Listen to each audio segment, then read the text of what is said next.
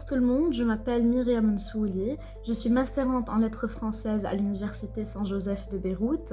Je fais un peu plusieurs choses, j'écris et je corrige des articles en langue française, je suis enseignante de français au cycle 3 et 4 et je suis aussi un peu écrivaine, j'écris des textes en français depuis toute petite et récemment l'un d'eux a remporté le premier prix en langue française dans le cadre du concours de nouvelles intitulé Rêver le Liban, les jardins cachés de Beyrouth.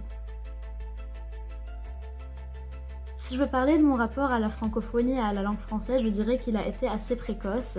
Ça a été pour moi le seuil vers l'écriture et la lecture. Donc je dois aussi beaucoup en grande partie mon parcours littéraire à la langue française. J'entretiens avec elle un rapport intime, ça a été un peu ma première amie.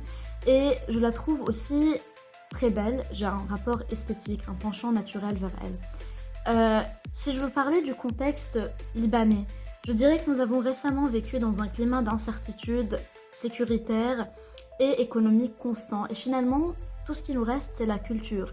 Je dirais que la francophonie a été l'un des acteurs majeurs pour préserver la scène culturelle libanaise, que ce soit à travers les festivals, les rencontres littéraires, les conférences. Elle a vraiment instauré un espace de dialogue et de conversation constant. C'est un espace de réflexion surtout au sujet qui sont d'actualité.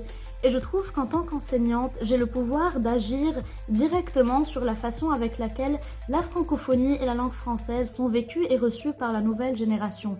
Oui, c'est un peu une langue élitiste, oui, elle n'atteint pas toujours le public ciblé vraiment qui en a besoin.